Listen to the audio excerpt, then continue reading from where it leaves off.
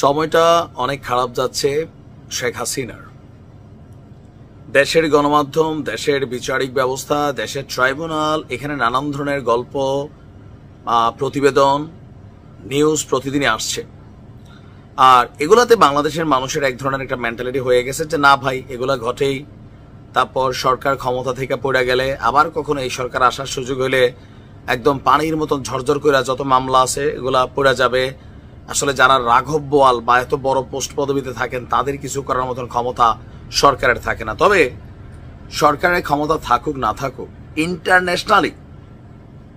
Internationally Sheikh হাসিনার কিন্তু একটা বাটে পড়ে গেছেন। আর এই খেলাটা এমন একটা সময় ঘটছে যে আপনার কি বলা হয়েছে, জাতিসংঘ একটা তদন্ত প্রতিবেদন দিয়েছিল, খেয়াল আছে?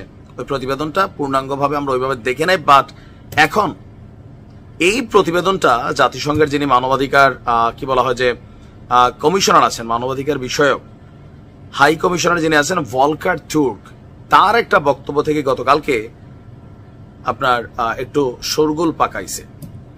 তবে তারা যে দাবিটা করছে জাতিসংঘ, যে তারা মৃত্যুদণ্ড চায় না, তবে বিচার চায়, মানে তাদের বক্তব্য মৃত্যুদণ্ড অ্যাপ্লাই করা যাবে না, বিচার হওয়া উচিত। কাদের? জুলাই গণঅভ্যুত্থানের সময় আন্দোলনকারী এবং সমর্থকদের উপর মানবতা বিরোধী অপরাধ ঘটেছে। আর এটা কে করেছে? আওয়ামী লীগ সরকার।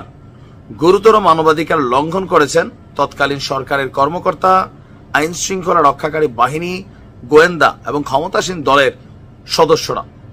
তাদের সুনির্দিষ্ট উদ্দেশ্য ছিল আন্দোলনকে দমন করা এবং আওয়ামী লীগ সরকারকে ক্ষমতায় টিকিয়ে রাখা। আর এগুলোর মধ্যে যারা জড়িত তাদের প্রত্যেকের সুবিচার নিশ্চিত করা প্রয়োজন বলেছেন জাতিসংঘের মানবাধিকার বিষয়ক high commissioner Volker Turk.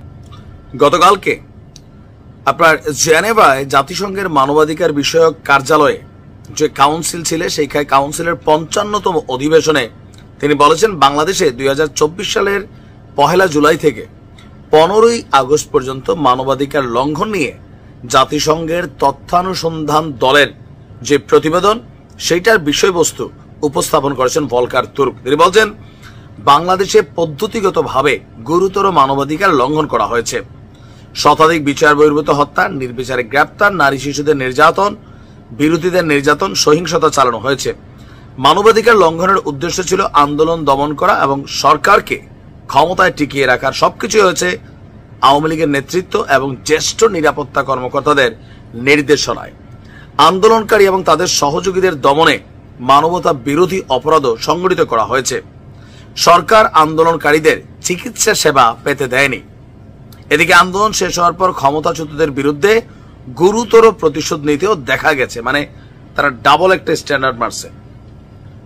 Awami League মানবাধিকার লঙ্ঘন করছে, তো এখনকার সরকার কি বৈশা বৈশা দুধ দিয়া সর দিয়া ভাত খাওয়াচ্ছে? না, এই সরকার ক্ষমতায় আসার পরেও আপনার যারা ক্ষমতাচ্যুত হয়েছে 5 আগস্টের পর আগের সরকারের সমর্থক, পুলিশ এবং সংখ্যালঘুদের উপর গুরুতর প্রতিশোধ দিতে দেখা গেছে। জাতিসংঘের এই রিপোর্টটা ডক্টর ইউনূসকে এইখানে কিন্তু একটা লারা দিয়া গেছে। এই যে সংখ্যালঘুদের উপর গুরুতর প্রতিশোধ কিসের? পলিটিক্যালি সেটা তো বলে নাই, যে সংখ্যালঘু, যেটা পাকিস্তান, ভারত বলছে, আমেরিকা বলছে, বিভিন্ন মানবাধিকার সংগঠনগুলো বলছে। পরবর্তী পদক্ষেপ হিসাবে জবাবদিহিতা নিশ্চিতের বিষয়টি তুলে ধরেছেন তুর্ক। তিনি বলছেন জবাবদিহিতা নিশ্চিত প্রচেষ্টা শুরু হয়েছে। আন্তর্জাতিক ট্রাইব্যুনালে অনেক মামলা হয়েছে, তবে এই সকল মামলায় সুবিচার নিশ্চিত করতে হবে। আর জাতিসংঘ চাইছে মৃত্যুদণ্ডের বিধান যেন বাতিল হয়। জাতিসংঘ মানবাধিকার কমিশন এই ব্যাপারে সরকারকে সহায়তা দিতে রাজি আছে। এই রিপোর্টটা ইন্টারন্যাশনাল লেভেলে খুবই একটা ভ্যালুয়েবল রিপোর্ট, যেটা আওয়ামী লীগ সরকারের প্রধান যিনি ছিলেন শেখ হাসিনা সহ একদম ঊর্ধ্বতন বেশ কিছু নেতারা, প্রশাসনের কর্মচারীরা প্রত্যেকের জন্য খুবই নেগেটিভ। যে হ্যাঁ না, সরকার কি বলছে এটা হয়তো রাজনৈতিক সরকার না, বলতেই পারে এরা মিথ্যা বলবে, কিন্তু যখন জাতিসংঘ থেকে একটা রিপোর্ট হয়, রিপোর্টটা সারা পৃথিবী দেখে।